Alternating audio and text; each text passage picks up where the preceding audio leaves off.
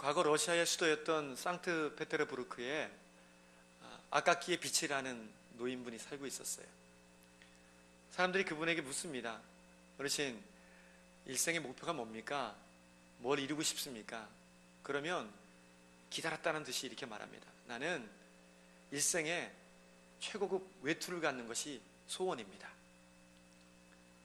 이 노인은 고급 외투를 손에 쥐기 위해서 열심으로 일을 했어요. 한 푼도 쓰지 않고 돈을 모으고 저축했습니다. 그리고 마침내 고급 외투를 살 수 있는 80루블이 생긴 겁니다.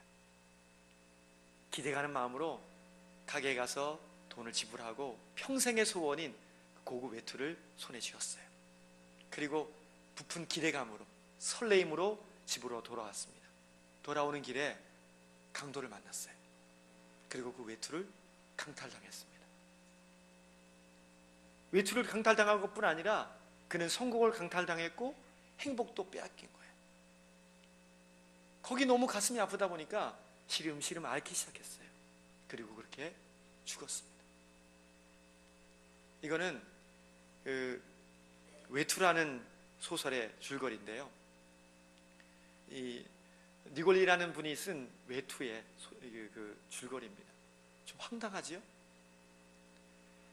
이 노인의 목표는 고급 외투를 얻는 것이었지만 여러분들의 목표와 여러분들의 인생의 소원은 무엇입니까? 혹시 소유함으로 행복을 누리고 싶어하는 분들은 없습니까? 인생은요, 소유한다고 행복하는 게 아니에요. 인생을 소유해서 탔다 보니까 행복은 저 멀리 날아가 버리고 마는 것입니다. 그러면 도대체 우리의 행복은 어디서 오는 걸까요? 이렇게 얘기하잖아요. 행복을 얘기하면 어떤 분들은 이렇게 반문합니다. 아니, 이기적이고 세속적이게 어떻게 행복을 얘기합니까? 좀 더 고상하게, 좀 더 거룩한 목적을 가지고 살아야 되지 않겠습니까? 맞는 말이에요. 그런데 중요한 건 하나님도 우리가 행복하기를 원하신다는 거예요. 본래 우리가 만들어질 때 우리는 행복한 존재로 만들어졌어요. 근데 죄가 들어오면서부터 그 행복이 깨져버렸어요. 행복이 멀어졌습니다. 그래서 우리는 그 행복을 회복해야 돼요. 이게 하나님이 원하시는 뜻인 줄 믿으시기 바랍니다. 오늘 본문을 봐도요, 하나님께서 범죄한 이스라엘 백성들에게 바벨론의 포로로 끌려가게 하셨어요. 이제 그들에게 어깨를 늘어뜨리지 말아라. 내가 다시 고국으로 너희를 돌아오게 하겠다. 회복시켜주겠다. 행복을 되찾게 만들어주겠다라고 약속하는 말씀이 오늘 이 본문입니다. 주신 말씀을 통해서 어떻게 하면 내가 행복해지고 내가 행복함으로 어떻게 하면 교회를 행복하게 만들어 주실지 말씀을 통해 저마다 입에서 저 요즘 너무 행복합니다. 저 요즘 너무 기쁩니다.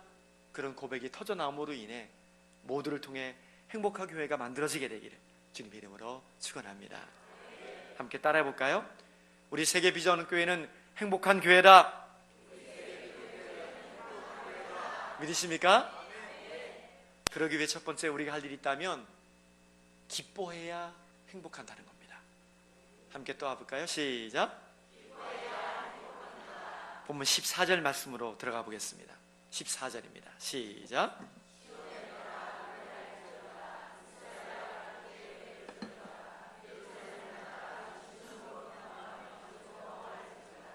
아멘.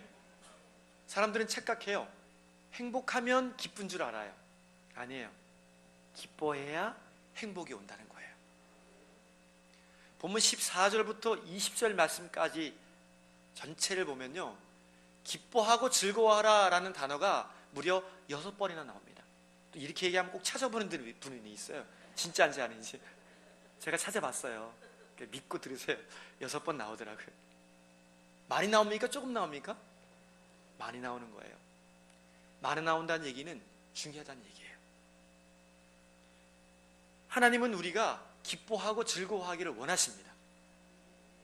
오직 인상 쓰고 다니면 기뻐해라, 즐거워해라 라고 명령하셨겠어요. 빌립보서 4장 4절 말씀에 보니까 이렇게 말씀하죠. 주 안에서 항상 기뻐하라. 내가 다시 말하노니 항상 기뻐하라 라고 말씀하셔요. 어디 그뿐입니까? 데살로니가전서 5장 16절 말씀해 보니까 항상 기뻐하라 라고 바라보고 계셔요. 기뻐하는 건 명령이에요. 얼마나 안 웃고 다니면, 얼마나 인상 쓰고 다니면 너희들 기뻐해야 된다. 너희들 기뻐해야 행복할 수 있다라고 우리에게 거듭거듭 말씀해 주시는 걸까요? 하나님이 원하시는 건 다른 게 아니에요. 내가 기뻐하는 거예요. 여러분, 본문에 나오는 시온의 딸아라고 얘기했는데 이 시온의 딸은 누구냐면 예루살렘에 지금 남아있는 사람들이에요. 내가 저 바벨론의 포로로 잡혀갔던 사람들을 고국으로 보내줄 것이다. 그러면 남아있는 너희들도 그들과 함께 기뻐하고 즐거워하게 될 것이다. 우리 하나님이 기쁨을 회복시켜 주겠다. 행복을 다시 만들어 주겠다라고 약속하는 말씀이 오늘 본문이라는 것입니다. 지금까지는 너희들이 울었느냐? 이제 내가 기쁘게 만들어 주겠다.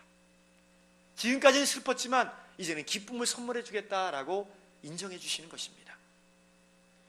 시편 126편 4절에서 6절 말씀 보니까 포로에서 돌아오는 사람들이 어떻게 돌아오는지를 그렇게 말씀하고 계세요. 제가 한 절, 여러분들이 한 절 읽어볼까요? 여호와여, 우리의 포로를 남방 시내들 같이 돌리소서. 6절, 울며 씨를 뿌리러 나가는 자는 정녕 기쁨으로 그 단을 가지고 돌아오리로다. 아멘. 눈물로 뿌리니까 기쁨으로 거두게 하신다는 거예요. 지금은 울지만 앞으로는 웃게 해주신다는 거예요. 그러니 지금 웃어야 된다. 지금 마음껏 웃어야 된다라고 우리에게 명령하고 계시는 겁니다. 기쁨하면은 빼놓을 수 없는 사람이 있어요. 이삭이에요. 이삭의 뜻이 뭐냐면 기쁨이에요. 웃음. 아브라함과 사라가 나이가 너무 많아졌어요. 이제는 아이를 낳을 수 없는, 또 사라는 단산이 이루어졌습니다. 도저히 아이를 낳을 수 없어요. 100세가 가까워 왔거든요. 그런데 어느 날 아브라함이 천막 밖에 있는데 나그네 3명이 천막을 오는 거예요. 나그네를 대접합니다. 이동 없이 빛도 없이 그저 음식을 챙겨서 나그네를 잘 대접합니다. 이 나그네가 누구냐면 하나님의 사자들이에요. 그 사자가 말합니다. 내가 내년 이맘때에 다시 이곳으로 올 텐데 그때 내 아내 사라에게 아이가 있을 것이다. 그 말을 누가 들었냐면 사라가 들었어요. 자기 나이가 이미 경수가 끊어졌거든요. 근데 어떻게 아이를 낳을 수 있겠어요? 그리고는 콧방귀를 낍니다. 개코나 무슨 아들은 무슨 아들, 그렇게 얘기했을 거예요. 그거를 하나님이 들으셨어요. 그리고 말씀하십니다. 내게 능치 못함이 없는 줄 알면서 왜 사라는 내 말을 믿지 못하느냐. 내년 이맘때에 내가 다시 올 텐데 반드시 아이를 낳을 것이다. 그리고 정말 하나님이 약속하신 대로 아이가 나왔어요. 그 아이의 이름을 이삭이다, 웃음이다 라고 지어줬어요. 그리고는 사라가 이삭을 안고는 이렇게 고백을 합니다. 하나님이 나를 웃게 하시니 듣는 자가 나와 함께 다 웃으리로다. 웃음이 없었던 사라의 가정에, 아브라함의 가정에 이삭을 선물해 주셨어요. 이삭은 웃음의 선물이에요. 웃을 일이 없는 우리에게 이삭 같은 선물을 허락하실 것을 믿게 되기를 바랍니다. 그러니 웃어야 돼요. 웃을 일이 많아서가 아니라 우리는 웃을 수밖에 없는 사람들이에요. 여러분, 웃음이 얼마나 강력한 힘이 있는 줄 아십니까? 제가 영상을 하나 준비했어요.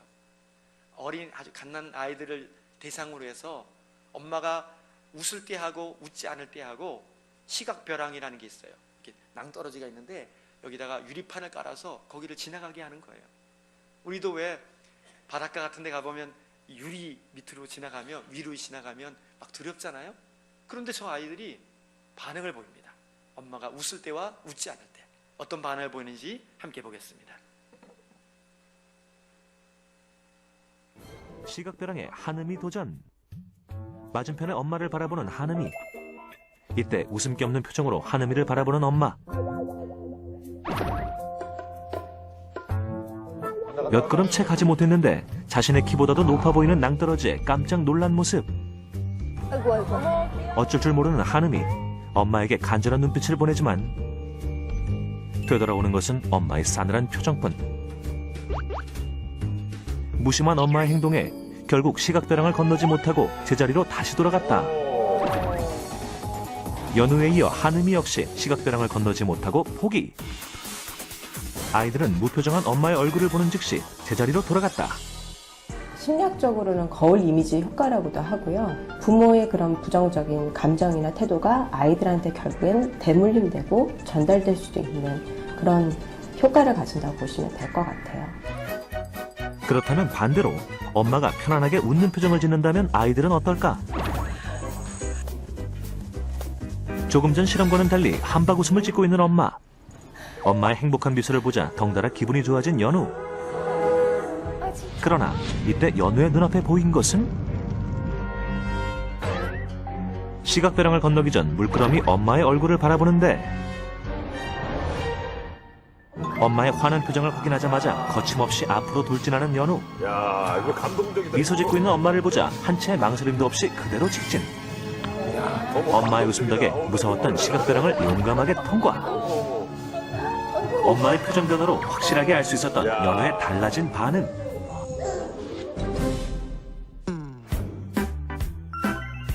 이번엔 한음이의 차례. 엄마가 행복하고 밝은 목소리로 자신의 이름을 불러주자 한결 편안해 보이는 한음이의 표정. 아이고 아이고 아이고 아이고. 앞으로 갈까 말까 주저했던 때와 달리 단번에 시각배랑 통과. 엄마의 미소에 시각배랑 건너기 대성공. 엄마의 표정이나 진짜 말 그런 거 하나하나가 진짜 아가한테 제일 중요한 걸 알았어요. 엄마 표정을 보고 많이 웃으니까 앞으로 더 많이 웃어서 애기들 좀 밝게 키워줘야 되겠다 생각했어요. 제가 웃으면 아가도 웃거든요. 또 아기가 웃으면 저도 엄마도 웃게 되잖아요. 웃음은 전염이 되는 것 같아요. 아이들에게는 엄마의 웃음 지수가 곧 아이의 웃음 지수. 지금 스토리온 우먼쇼를 보는 우먼들이여 다 함께 엄마의 웃는 표정 때문에 아이가 무서운 시각벼락을 통과합니다. 이게 웃음의 능력이에요. 웃음의 힘이에요. 목회자가 웃잖아요. 그럼 누가 웃을까요? 성도들이 죽은 거예요. 웃는 거예요. 자, 여러분들이 웃으면 누가 웃을까요? 가정의 자녀들이 웃는 거예요. 그리고 우리 모두가 웃으면 교회가 행복해지는 거예요. 그래서 저는 행복한 목회를 하고 싶어요. 잘하고 왜 가슴 아픈 일이 없고 고민이 없겠습니까? 늘 자꾸 빠지는 이 머리털을 바라보면서 나도 고민을 하고 사는구나. 맡겨도 고민이 끝이 없구나. 근데도 저는 웃어요. 웃으려고 해요. 우리 주님 명령하십니다. 항상 기뻐하라. 쉬지 말고 기뻐하라. 범사에 기뻐하라. 그렇게 기뻐하는 행복한 종들 되기를 간절히 바랍니다. 그 다음에요, 우리가 행복하려면요 참된 자유를 누리고 살아야 돼요. 함께 읽어보겠습니다. 시작. 아멘. 15절 말씀 본문입니다. 15절을 읽습니다. 시작. 여호와가 너의 형벌을 제하였고 너의 원수를 쫓아내었으며 이스라엘 왕 여호와가 너희 중에 있으니 내가 다시는 화를 당할까 두려워하지 아니할 것이라. 아멘. 인간에게는 누구나 목마름이라는 게 있어요. 근데 이 목마름을 해결하고 싶어서 매달리는 게 있어요. 어떤 사람은 돈에 매달려요. 돈을 모으고 모읍니다. 어떤 사람은 좋은 차를 매달려요. 어떤 사람은 성적으로 쾌락하는 것에 쾌락을 매달려요. 일에 매달리기도 하고 스포츠에 매달리기도 합니다. 명예에 매달리는 사람도 있죠. 그런데 매달리면 매달릴수록 목마름이 해결되는 게 아니라 더 목말라져요. 그리고 나중에 찾아오는 게 뭐냐면 공허감이 찾아와요. 마음이 뻥 뚫려버려요. 아무리 메꿔도 채워지지 않는 게 인간의 공허감이에요. 도대체 우리는 이 공허감을 무엇으로 메꿀 수 있을까요? 사실 이 공허감이 생긴 이유는 죄 때문이에요. 죄 때문에 고통하고 힘들어하는 거죠. 예전에 우리나라 한참 잘 나갈 때 중동 지방에 건설 노동자들이 많이 가지 않았습니까?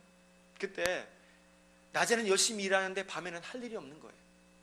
그래서 현장 감독자가 사람들을 모아놓고는 포르노 비디오를 보여줬어요. 야한 비디오를 보여줬단 말이지. 사람이 밟혀 죽을 정도로 엄청나게 많은 사람들이 몰렸대요. 그거 보려고 밤마다. 근데 하루 틀어주고 이틀 틀어주고 일주일 내내 틀어줬더니요, 사람들이 점점 안 나오더래요.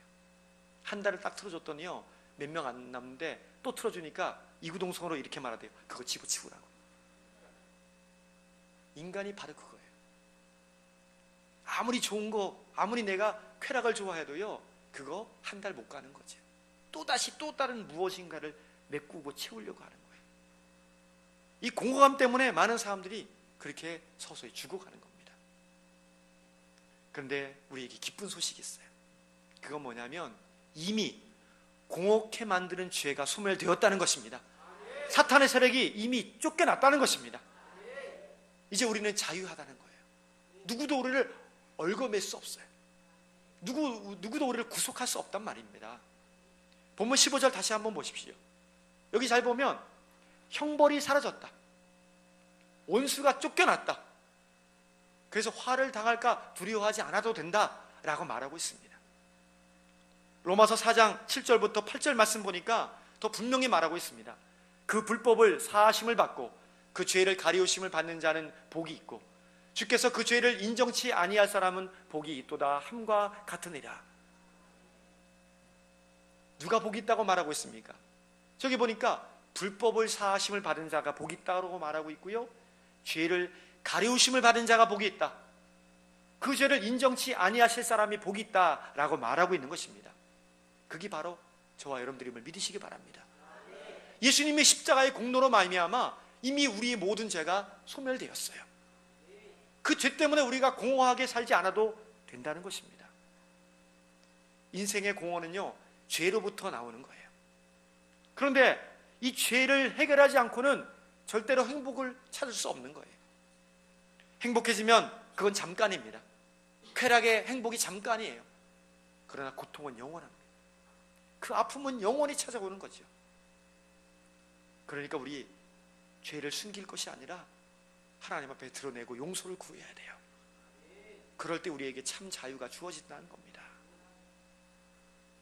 제가 전에 사역했던 교회에 대표적인 두 여집사님이 있어서 소개를 해드릴게요.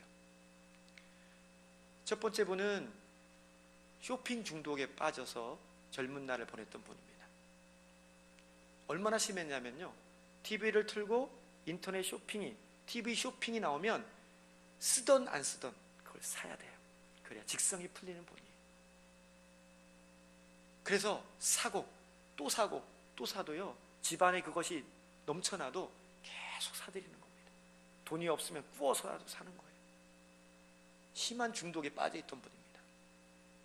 또 한 분은요, 옷 중독에 빠져 있었어요. 옷을 사는데 그냥 옷이 아니야. 이건 수백만 원을 호가하는 명품 옷만 사는 거예요. 그렇게 해서 산 게 한 트럭입니다. 집에 쌓이고 쌓인 게 옷인데도 또 사고 또 사는 거예요. 그 수백만 원짜리를 말이에요. 그런데 이분들에게 예수님이 찾아오셨어요. 그리고 그분을 만났어요. 어떤 일이 벌어진지 아십니까? 쇼핑 중독이 끊어졌어요. 그리고 이제는요, 하나님 앞에 워십으로 온몸으로 찬양하고 경배하는 예배자로 우뚝 서 있습니다. 사람들이 깜짝 놀라죠.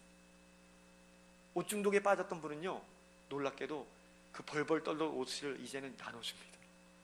그 귀한 걸 나눠줘요. 우리 교회도 한번 오라 그래야겠어. 벌벌벌 떠는데 그걸 나눠줘요. 그리고 뭐라고 고백하는 줄 아십니까? 제가 그 고백을 들었어요. 이제 옷 안 사도 행복해요. 옷 나눠줘도 행복해요. 그리고는 새벽에 맨 앞자리에 무릎을 꿇고 기도하는 분이 되었습니다.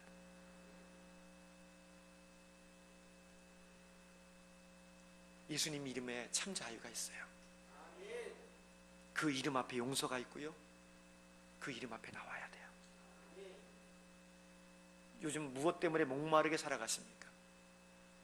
뭐 때문에 공허감으로 살아가십니까? 이 말씀 붙잡고서 이미 내 죄를 용서해 주시고 나에게 참자하여 주시고 나를 얽어매고 있는 모든 것들을 다 풀어버리신 그 주님 앞에 나와 참자유를 누림으로 행복하게 살아가는 모두가 되기를 간절히 바랍니다. 마지막으로요, 사랑받아야 행복합니다. 시작. 이런 증세는 왜 나오는 걸까요? 손톱을 물어뜯는다, 다리를 심하게 떤다, 중독 증세가 있다, 그 다음에 뭔가 잡으려는 집착이 강하다, 분리불안이 강하다. 뭐 때문이죠? 애정 결핍증이라 그래요.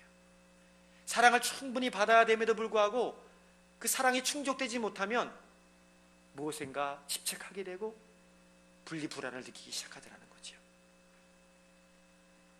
여러분은 스스로 어떻게 생각하십니까? 나는 요즘 사랑받고 있다, 나는 사랑을 너무 받아서 행복하다라고 여기십니까? 아니면 나 같은 거 아직 멀었어 라고 여기고 계십니까? 본문 17절 말씀, 그런 분들을 위해서 오늘 이 말씀을 주셨어요. 함께 읽어봅니다. 시작.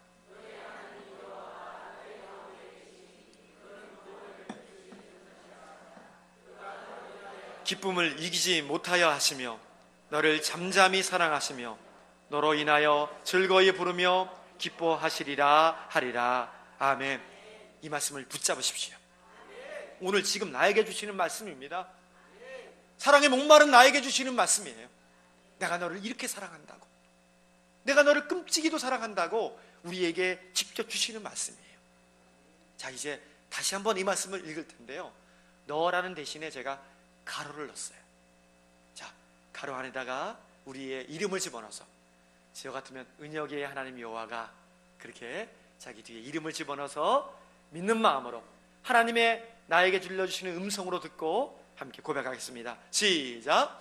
은혁의 하나님 여호와가 은혁이 가운데 계시니 그는 구원을 베푸실 전능자시라. 그가 은혁이로 인하여 기쁨을 이기지 못하여 하시며 은혁이를 잠잠히 사랑하시며 은혁이로 인하여 즐거이 부르며 기뻐하시리라 하리라. 아멘. 이 사실이 믿겨지십니까? 하나님의 날 사랑한 사랑이 바로 저런 사랑이에요. 낙심될 때마다, 마음에 아픔이 있을 때마다, 사랑 못 받는 것처럼 여길 때마다, 죄로 인해 공허감이 있을 때마다 저 말씀을 다시 읽으시고 또 읽으세요. 저 말씀을 통해 우리가 얼마나 많이 사랑받고 있는지를 알게 될 것입니다. 사실 우리는요, 내가 뭘 잘해서 사랑받는 게 아니에요. 우리가 잘하면 얼마나 잘하겠습니까? 우리에게 존재 자체만으로도 하나님이 사랑해 주시는 거예요. 내가 거기 있음으로 사랑해 주시고 내가 살아있음으로 나를 사랑해 주시는 거예요. 그러니까 우리 한 사람도 빠짐없이 우리 모두는 사랑받을 자격이 있음을 믿으시기 바랍니다. 심지어 내가 범죄에 빠져 있어도 하나님 상관하지 않으시고, 내가 하나님 밉다고 도망가도 하나님 여전히 나를 사랑해 주신대요. 이것 때문에 내가 하나님 사랑 때문에 사는 거예요.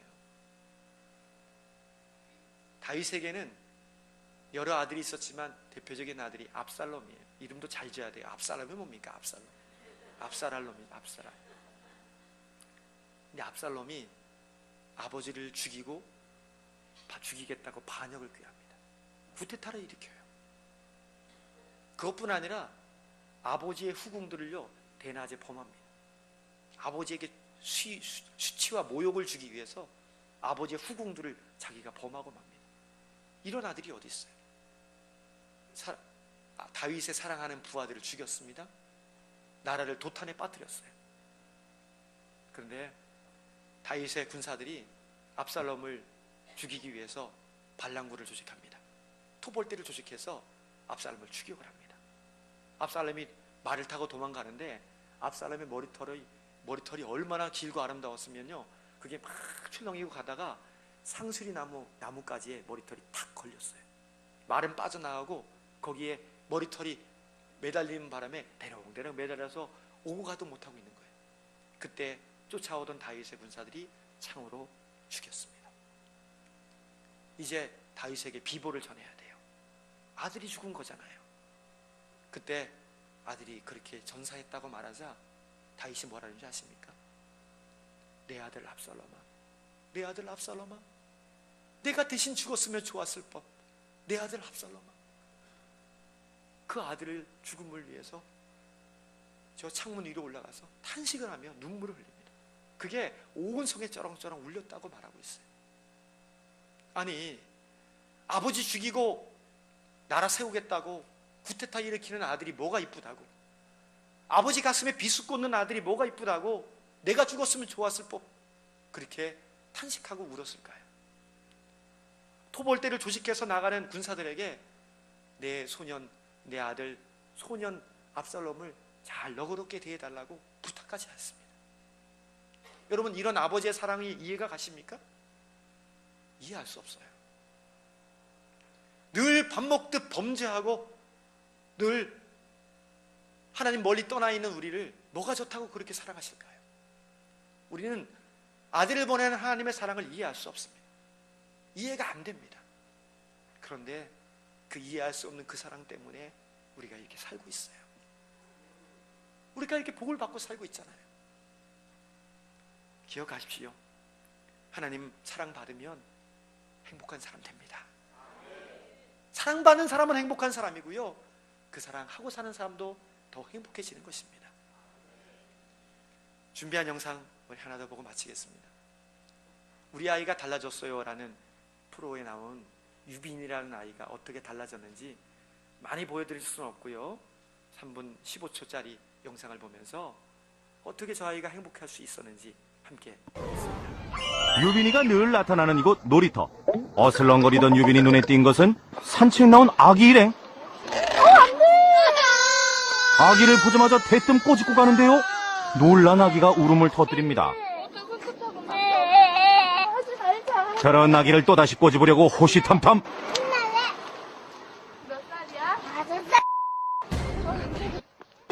이번엔 할머니들이 계신 놀이터 정자. 신발 벗으라니까 벗은 신발로 할머니를 위협하는 유빈이.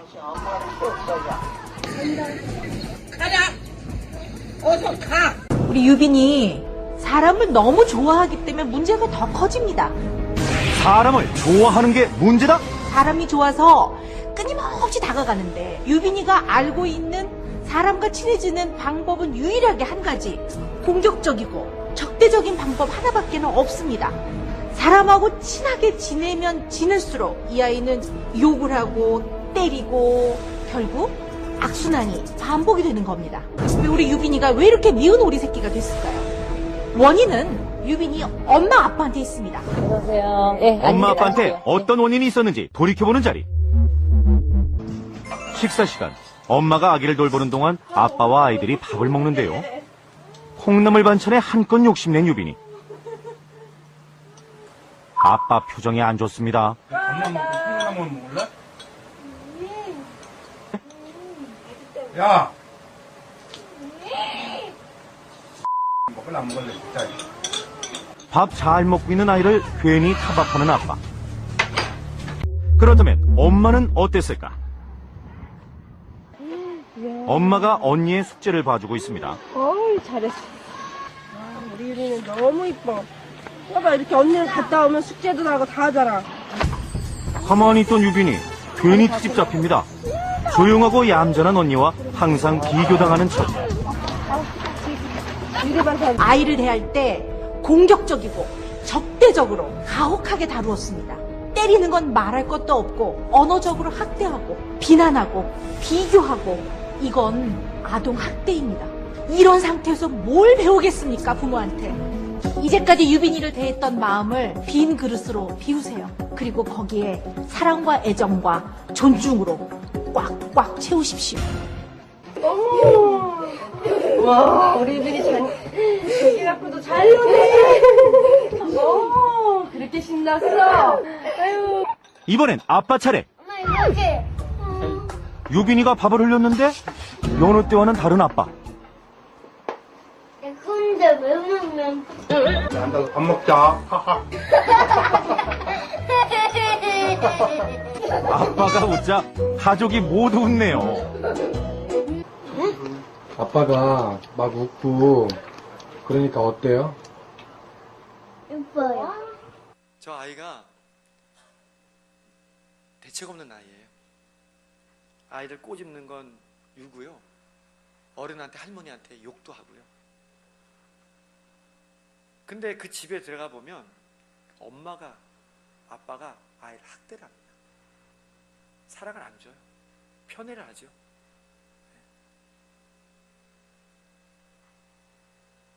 그 버전 말고 다른 버전으로 하셔야 돼요. 이 연결 프로그램을 다른 걸로 하셔야 돼요.